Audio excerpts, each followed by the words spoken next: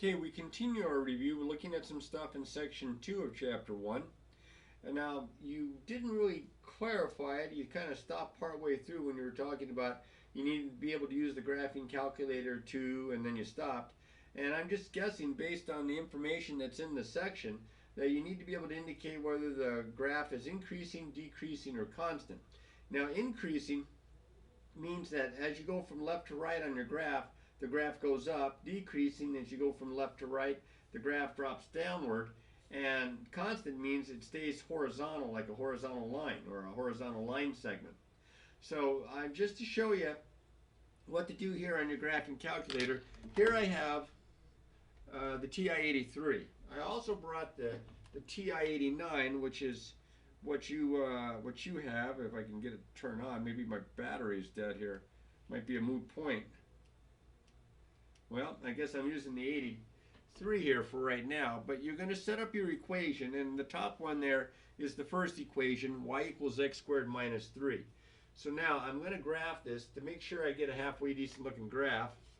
I'm going to push my zoom here, and I'm going to go ahead and use standard, number 6, and so it should graph it here for me.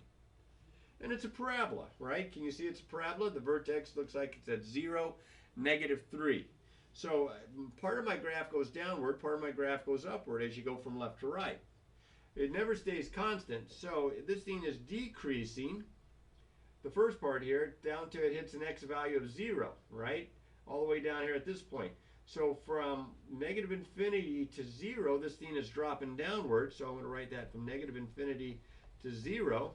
And then it's increasing after, from 0 on up. Because as you go from left to right, in this direction, my graph is moving upward. So this thing is increasing, I'm just abbreviating here, from 0 to infinity. And that one's pretty straightforward because it's a parabola. You know what the graph of a parabola should do. Now let's look at the other one here. I'm going to go ahead and turn this one off. And I'm going to put this one on. This is for y equals x to the third minus x. And you can see here I had to use the caret for the exponent for 3. Now I'm going to graph this. I'm going to use the same graphing window here. So I'm going to hit zoom, and I'm going to hit 6. And, oh, I don't know. That's kind of hard to see. Better zoom in. So what I'm going to do is I'm going to push zoom. And then I'm going to push zoom in, which is feature 2. And I'm going to see what's going on right about there. Now I'm hoping that you can see that the cursor is blinking at the origin.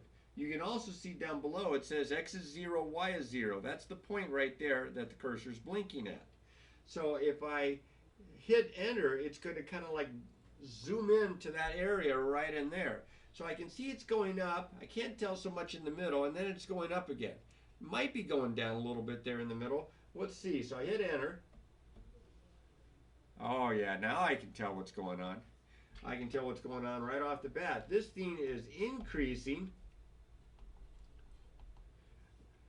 all the way up till I get to this x value, which is right here at well, I guess it's not 1. Oh, crud. Well, we'll have to approximate it there. This thing is increasing until I get to, oh, gosh, I should have picked a better problem. So we'll have to, well, here, let's just use the trace. Let's see how close we can get. Do you see where it's blinking now? I hit the trace button, and I'll arrow over till I get to the top of the hill. That's pretty close. So it looks like about -0.59, let's say. So this thing is increasing from -infinity to -0.59. And then, let's come over here. Let's go back to see where it bottoms out there. That's also that's positive about -0.59. So I'm going to go from 0.59 to infinity. This thing is decreasing in between, so that's from -0.59 to 0.59. And I rounded that. I should have picked a better example where it came out to be integers. Sorry about that. All right, so that's the increasing and decreasing. First it's increasing, then it's decreasing, then it's increasing again.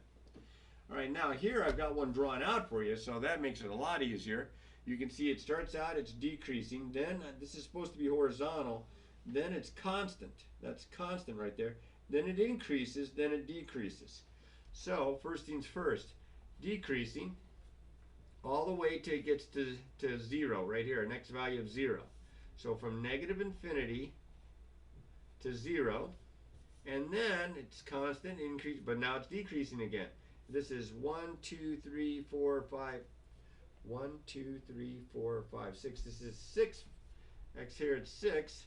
So this is going to go from 6 to infinity. This thing is increasing for only a short amount of time. Right in here, 1, 2, 3, 4, from 4 to 6. But this is also constant. Looks like from 0 till I get to 4. It stayed on a horizontal there, so from 0 to 4. Now these are not ordered pairs like you're plotting points. These are intervals of numbers. This is good old interval notation. All right. Next thing up. A function is even if it's symmetric to the y-axis, you know, the vertical axis. A function is odd if it's symmetric to the origin. So even means symmetric to the y-axis, like this one here. Odd means it's symmetric to the origin, which means like this one down here. Now you say, well, how do you know it's symmetric to a point? I can see symmetry, you know, how it matches up. Symmetry to a line, but symmetry to a point means that for every point on the curve, there's another corresponding point that if you draw the line between them, the point of symmetry is the midpoint. So it's kind of like it rotated 180 degrees, if that helps. All right, and that's these two graphs right here. Now, you see here, these are the test. This is the test to see if it's even. This is the test to see if it's odd. And you may have to use those, and we're going to try some examples down here. But remember what symmetry means. Symmetry with respect to the y-axis, it's even. Symmetry with respect to the origin, and it's odd. Okay, you got to keep those straight. Now, let's use those two symmetry tests to determine which of the following are even, odd, or neither. So all you have to do is start with f of the opposite of x. That's how both tests begin. F of the opposite of x, f of the opposite of x. And then see what you end up with. So I'm going to plug the opposite of x into the rule here. I get the absolute value of the opposite of x minus 2. Now, the absolute value of a negative is a positive. So the absolute value of the opposite of x is the same as the absolute value of x. It doesn't matter if this is 5 or negative 5, the absolute value is 5. It doesn't matter if this is 10 or negative 10, the absolute value is 10. So this is the same as the absolute value of x minus 2, which is my original function, which is f of x. So I have f of the opposite of x is equal to f of x. That means it's even. So this first one is even. Now you'd have to show this work and then of course make sure that you answer it that says I understand what this means. Next guy up. Same thing as before, g of the opposite of x. This is the opposite of x, all that cubed, minus 2 times the opposite of x. I didn't leave myself very much room, so be careful here. Always give yourself plenty of space. The opposite of x times the opposite of x times the opposite of x, I'm cubing it, is the opposite of x cubed. Because a negative times a negative times a negative is negative. Minus 2 times the opposite of x is plus 2x. Now you look at that and you say, well, that's not the original function. If I factor out a negative 1, that would change the signs. And this part is the original function, right? So that's your g of x. So this is equal to the opposite of g of x. Well, remember, that's what it means for it to be an odd function. If f of the opposite of x is equal to the opposite of f of x. If g of the opposite of x is equal to opposite of g of x. This is an odd function. Okay? Now this one here, I didn't even use the notation with an h of x or an f of x or g of x or something. I just called it y, but it's still going to work. I'm going to plug in the opposite of x in for x in both spots. Now, the opposite of x times the opposite of x is, you know, negative times negative is positive. So this is just the same as 3x squared, and this is going to be plus x. Now, that's not the original. And if I factor out a negative 1, like I did on the previous one, I'm not going to get the original either, because they're going to both be negative, instead of just this, oh, x here, I'm sorry. So it doesn't equal the original, it doesn't equal the opposite, so this one isn't either. Let me clue you in. If the variable is raised to nothing but odd exponents, like 3 and 1, odd. If they're raised with variables raised with even exponents, like if this was a 4 and this was a 2, even. If you have one of each, neither. Okay, that'd be something to be looking for on polynomials at least. A little different over here.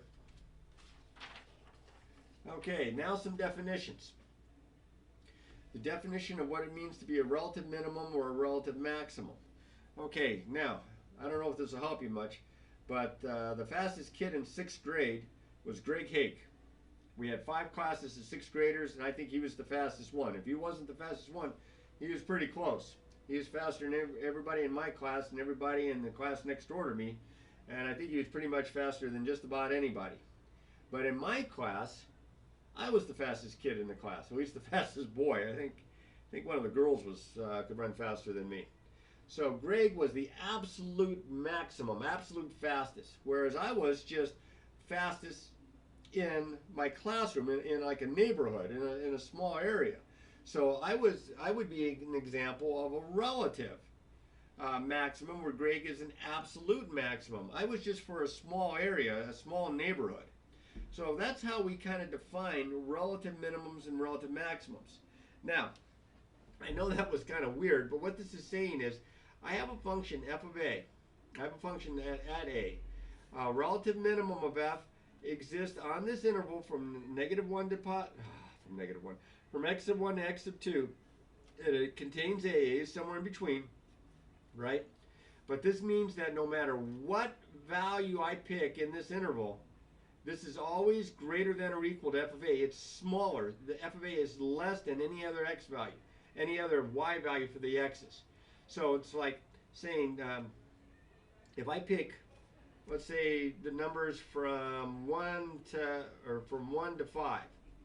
If I pick, and I'm not sure what day, but no matter which number I plug in, it's always going to be bigger than at that smallest value. Now, I think this will make more sense when you see a sketch, but this is the definition. So you may want to read through this a couple, 3 times. It makes sense to me, but I can kind of hear myself talking, and I don't think I'm explaining it very well to you. It's just, for this interval of numbers, the y value is smaller than any other y value over these set of x's. The function value f of a is called a relative maximum of f if there exists an interval between, x of 1, x of 2, that contains a somewhere in the middle, and that implies that f of a is always greater than or equal to whatever f of x you pick, whatever x value you pick out of there, that f of a is always greater than that. So graphically, this is lower than any of the other y values. This one is higher than any one of these y values here. So how can you do that? Well, we're going to use the graphing calculator again. Oh, excuse me. Hopefully I do a better job with this one than I did on the last one here. Let's see. Let me, actually it's pretty close. Let me just see if I can clean this one up. Let me clear this one out. And then down here, I have x to the third minus 4x. I have x to the third minus, let's see if I can sneak in an x value, or a number of 4 in there. So let me insert a 4. Yeah, there it is. So let's see what happens when I graph this thing. Let me go back to the original graph here, standard 6. There we go. It's a little bit like the last one. It's just that it goes up a little higher and down a little lower there, but it definitely goes through the origin. Right here is my relative maximum value. See how it sits on top of the hill? Down here is my relative minimum value. It sits at the bottom of the valley. See, for all the x's right in here, this has got the highest y value right at this, whatever this x value is. I'm going to trace and find that out. And then here, it's got the lowest y value for any x in between, like 0 and 2 there. So let me go ahead and push the trace button and see if we can get up at the top there. You see how my cursor's up at the top? And it looks like that I have about -1. I don't know if it's exactly -1. I don't think it is. I think it's probably just a little bit smaller than -1, but that would be that'd be the A, that'd be the X value right there. The Y value is down here, which looks like it's about 3.05. So if it says, what's the relative maximum? I have a relative maximum of this Y value, but I'm going to write it as an ordered pair. I'm going to write -1.06 comma 3.05. And I'm going to have some symmetry here with the origin. This is certainly an odd function right here. You have symmetry to the origin.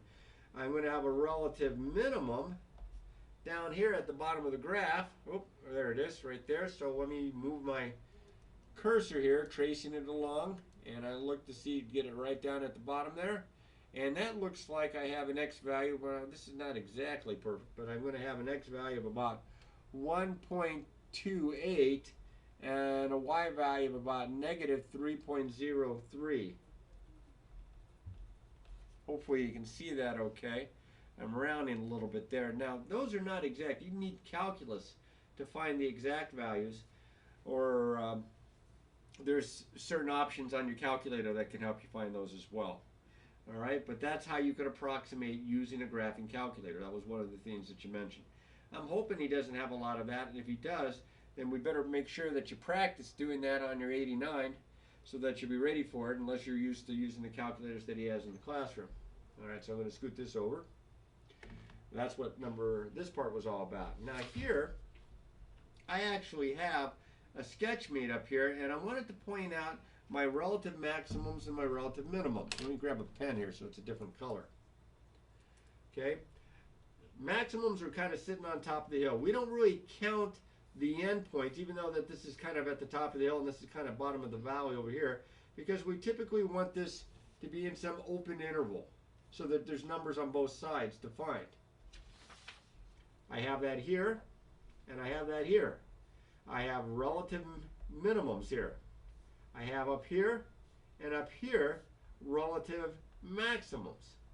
Now, to actually find the relative minimums and relative maximums, sometimes they write them as ordered pairs like I did back here, and sometimes they'll just say, okay, I have a relative minimum at 1, 2, 3 at -3. I have a relative minimum at x equal -3, and it looks like it's -1 of -1. Sometimes they'll just write -3, -1.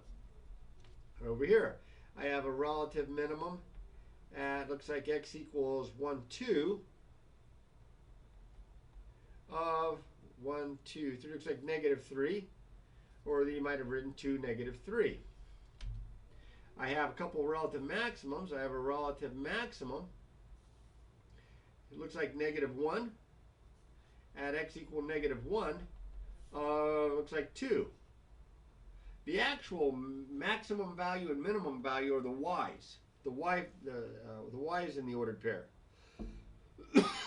So this would be the ordered pair -1, 2, and then I have a relative maximum, one more, at x equal, right here, 1, 2, 3, 4. It looks like at x equal 4 of, and it looks like it maxes out here at 1. Now you can see this maximum is higher than that maximum, this minimum is lower than that minimum, but for the neighborhood, for the area that they're in, for the class that they're in 6th grade, you're either the top dog or the bottom dog, whatever, for the max and the min, okay? And this is of 1, so we could say 4, 1, and write it like that. So there you go. I hope that helps a little bit for finding max and mins. I hope he gives you a graph and doesn't do a bunch of stuff with the graphing calculator, but he did say you would need to know how to do that. Okay, now, these next couple of examples here have to do with piecewise defined functions and writing the actual function from the graph that's given. Now, I remember working with you some on this before. We're going to call this f of x, and there's two pieces to the graph. So we're going to have two rules, and it seems like everything happens here at 1. This time, for this part, it includes the 1. For this part, it doesn't include the 1. So the part that includes the 1 is smaller than 1. So for x less than or equal to 1, and for x greater than 1. That's this one here for the top, this one here for the bottom. Well, these are both lines or parts of lines. So I'm going to have to find the slope and the y-intercept kind of a deal. Well, this one's really easy to find the slope and the y-intercept because this guy right here crosses at 0, 1. Remember, y equals mx plus b? My b is 1. My slope is up to right 1, so my slope is 2. So I have 2x plus 1 for this part right here. Slope is 2, the y-intercept is 1. Now this is a little tougher because they don't give you the y-intercept. It looks like it might cross down here at -3, but I don't know. It stops here at 1, but I can find the slope. It goes up 2 over 3. So my slope here is positive 2/3. Now I know it contains the point 1, 2, 3, 4, 0. So I can find the equation y minus, using point slope form, 4 times the quantity, not 4, 2/3 times the quantity, my slope is 2/3, times the quantity x minus 4. Point slope form, let's see if I can write here. Y minus y sub 1 equals m times the quantity x minus x sub 1. So anyway, if I drop y minus 0, I just kind of drop the 0, and I distribute here, I get 2/3 x minus 8/3. And that's messy, but there it is. 2/3 x minus 8/3. That's probably about as messy as he'll have one. But I did have one more example over here that's got 3 rules. Call this one g of x. Okay, the first rule again is a line here, then this is a horizontal line, and then this looks a lot like the square root function. So now, if this is a line, and this is occurring at 2, so this is -2. So this is for x less than or equal to -2. Then in here, the middle part is between -2 and 0. And then this last part includes the 0. It's for x greater than or equal to 0. Those are my breakups of my domain here. I got to find this guy, probably have to use him again. I can't figure out the slope. It's up to left 1. Up to left 1, that's -2. And it goes through -2, 0. So I use this guy again. I just didn't give myself very much room. Y minus 0 equals -2 times x minus a -2, or x plus 2. Y equals -2x minus 4. That's this part here, -2x minus 4. Now this is the easy part, believe it or not, and this is the part that most people struggle with because they think it's got to have an x in it, but this is constant. This is y equals -2 down here. So that's all there is to that. You hope for as many of those horizontal pieces as possible. And then, as I mentioned before, this looks a lot like the square root function, and it's defined from 0 on up, so this is just good old square root of x. And that's your multi-ruled function right there. All right, and that finishes up section 2. I'm going to go ahead, and even though it's kind of a long section, I'm going to go ahead and discuss a little bit here also of section 3. I'm going to see if I can break this into 3 videos rather than 5 videos. As I mentioned before, you would need to know your 6 parent graphs. They're in the book. This is the constant function, y equals c, or f of x equals c. This is the identity function. This is a line that goes to the origin that has slope 1. F of x equals 1x plus 0, or just f of x equals x. This is the identity. We'll get back to him when we do inverses. The absolute value function, that's that v shape, v for value, right? Looks like this. Then you've got the square root one, which we just did an example of. F of x equals the square root of x. We have the quadratic, which gives us the parabola, which is clearly an even function. So f of x equals x squared. And then we have the cube function, or cubic function, where you have f of x equals x to the third. And that's this guy here, this kind of weird looking kind of sideways s. And this is actually an odd function. Okay? Even exponent, odd exponent. You figure that out. Okay. So now you've got to memorize these. You've got to just memorize these. By the way, this is an odd function. This is an even function. This is neither. This is an even function as well. So some of them, the parent graphs are even and odd. All right, now if all you had to know were these 6, you'd be golden. But unfortunately, you've got to do a little bit more than that. You're going to have to be able to transform these graphs by either shifting them right, left, up, down, translations, reflecting them in the x-axis or the y-axis, reflections, or stretching or shrinking them vertically or horizontally, and those are called dilations, or he calls them non-rigid transformations. The difference between a rigid transformation and a non-rigid transformation is a rigid transformation doesn't change its shape. It might get shifted around or spun around or flipped around, but it doesn't change its shape. Whereas with a reflection, with a dilation or a non-rigid transformation, you're stretching it or shrinking it, squishing it down like you were looking at one of those weird mirrors at a carnival, which makes you look really, really tall or really, really short. So anyway, that's what we're going to try now, but we need to make sure that we know these, and we're going to start with the translations. Now, in this case, I've got c greater than 0. So in all of these, c is a positive number. So if I subtract a positive number from the x, not from the f of x, from the x, it goes to the right, just kind of the opposite of how it looks inside. You see that minus, you might think left, but it goes to the right, c units. X plus c, it does the exact opposite. It goes to the left, c units, even though a plus might make you think, oh, plus is right. Nope. Plus is, it's being added to the x, is to the left, c units. Now, if it's on the outside, it's not in the parentheses, it's not being added or subtracted from the x, but from the y value, because this is your original function here, right?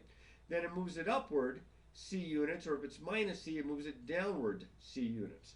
So I'm going to try to do some examples that involve these kind of shifts or translations. Now, one of the reasons why you should know your parent functions is because they're going to take those parent functions, and these are the things they're going to do the transformations to.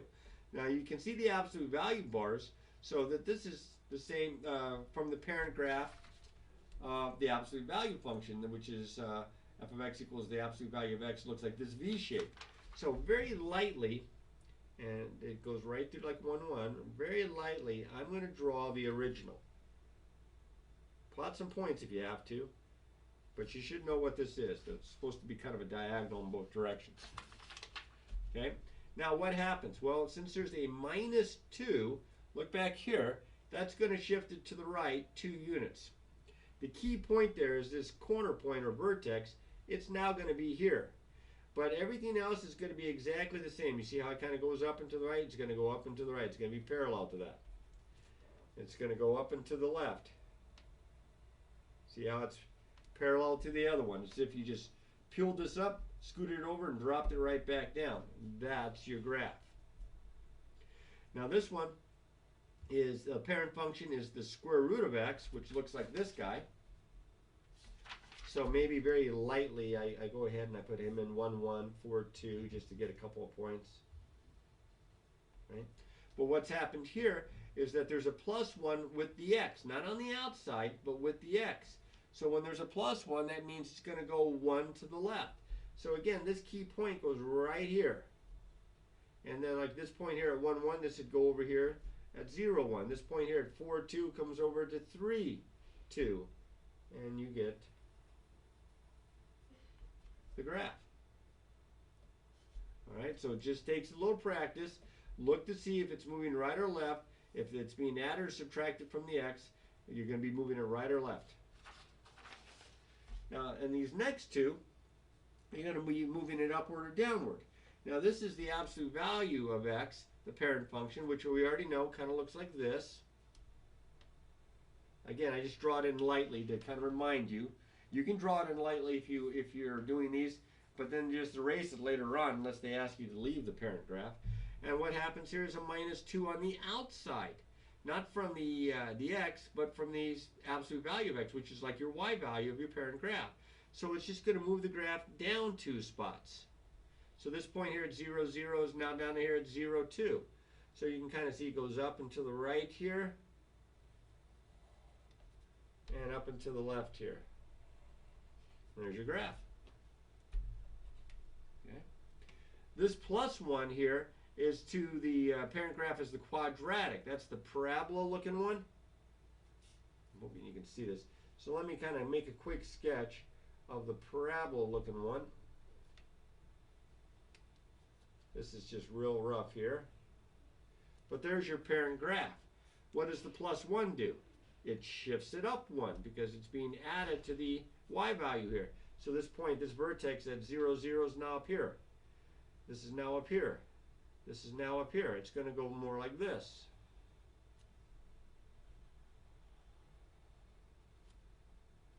Okay, and I shifted up 1.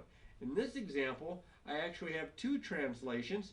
I have a horizontal translation and a vertical translation. In this case, it shifts it. See how it's subtracted from the x? 1 to the right, and then the minus 2 on the outside, down 2. 1 to the right, down 2. Let's draw that parent graph. So 0, 0, 1, 1, and 4, 2 usually is enough to get me going. So very, very lightly I put that in. All right. Now, 1 to the right, 2 down. So this point here, 1 to the right, 2 down. This point here, 1 to the right, 2 down. This point here, 1 to the right, let's see, 2 down like this. So it's going to look like this. And that's your graph. So this involved more than one transformation. Reflections, they don't always reflect in the y-axis, but they love to reflect in the x-axis. So if you're given your original function f of x, and they put the negative out in front of the f of x, out in front of the square root, out in front of the x squared, out in front of the absolute value of x, you're reflecting it in the x-axis. A reflection is like flipping it over. And then here, if there is an opposite sign in front of the x, it could be like the opposite of x quantity squared, the square root of the opposite of x, whatever I'm forgetting, the opposite of x cubed. Then what happens is this thing is going to be reflected in the y-axis. And this example is. So that would flip over or flip over this way with respect to the y-axis. This is a reflection in the x-axis. Your parent graph is this guy, the V shape again. Okay, I'm making that kind of rough. If I reflect that over, it's going to look like this. Now, if you're not sure, plug some points in. Plug 1 in. Absolute value of 1 is 1. Negative 1. There it is. 1, negative 1. Just plug some points in to make sure of your sketch. Over here. Now, this looks a little confusing because you're not supposed to have a negative underneath the square root, but we don't know what x is. X, as it turns out, has to be a negative number for this to make sense. So the graph of the parent function would look like this for the third or fourth time. But with that opposite in front of the x, that's going to flip it over here, and it's going to graph it like this.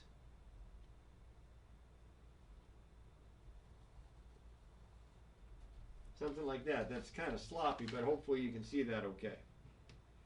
I don't think I have that up high enough. It probably should be up a little bit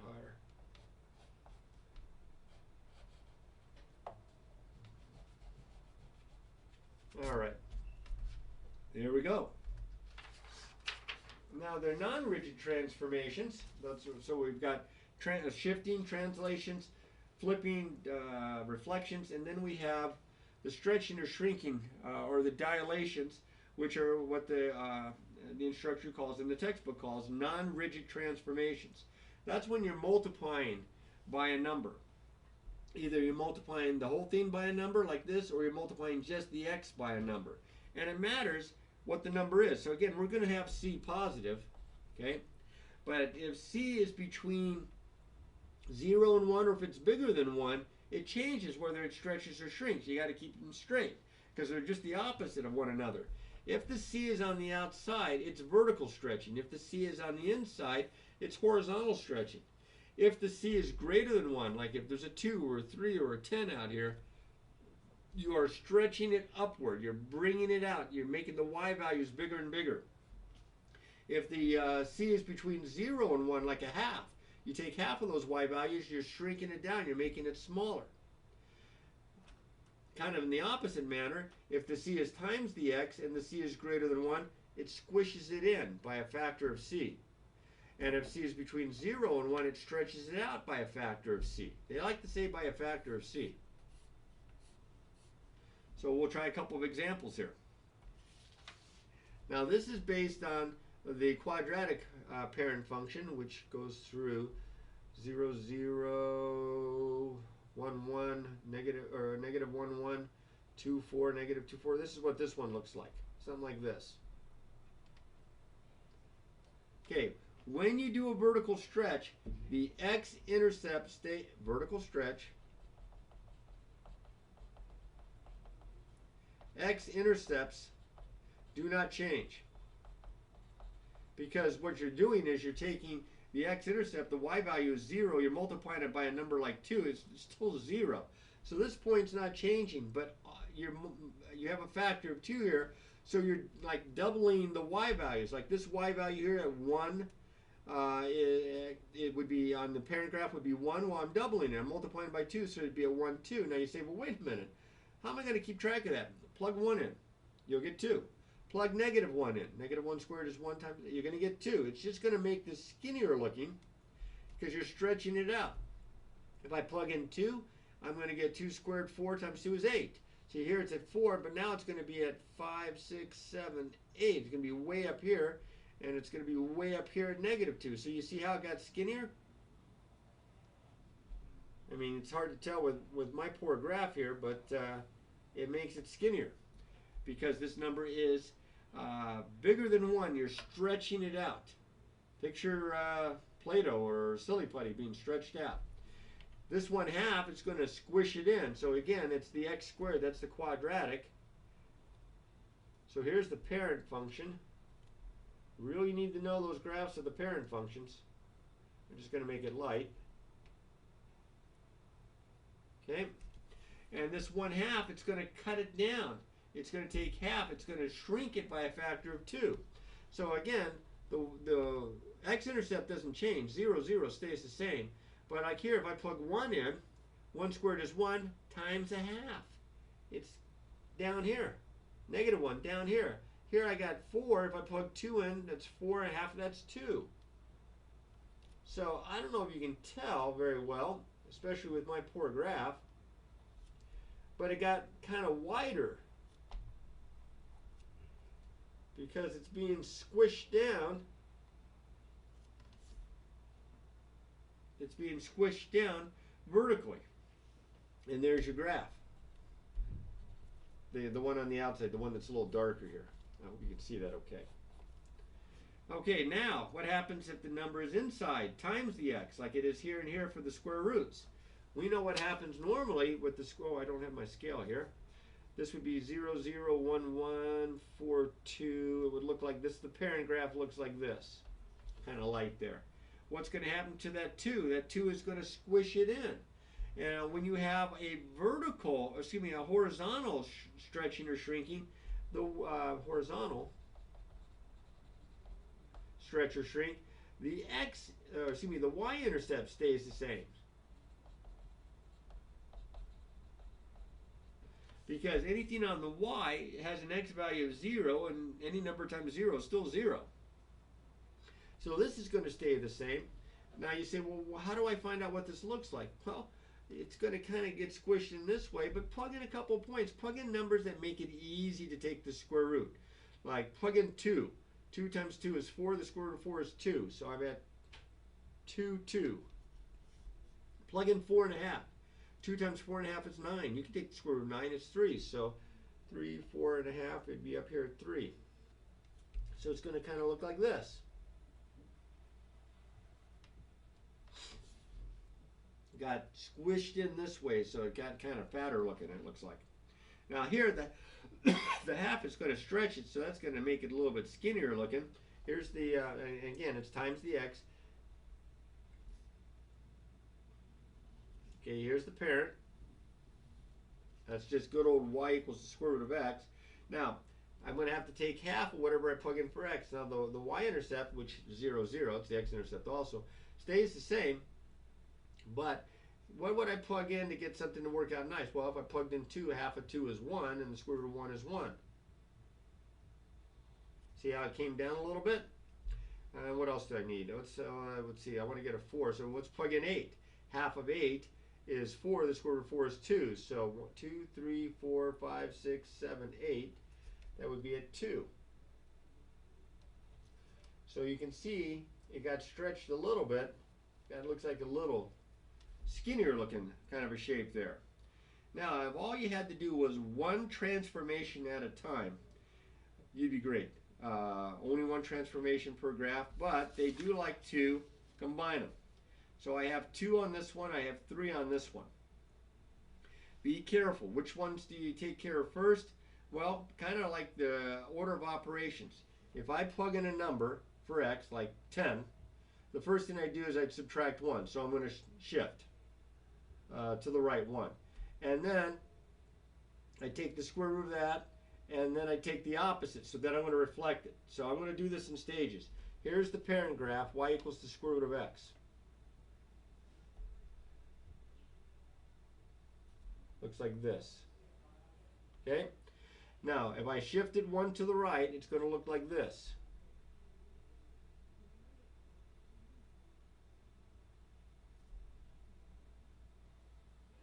But then I'm going to reflect it.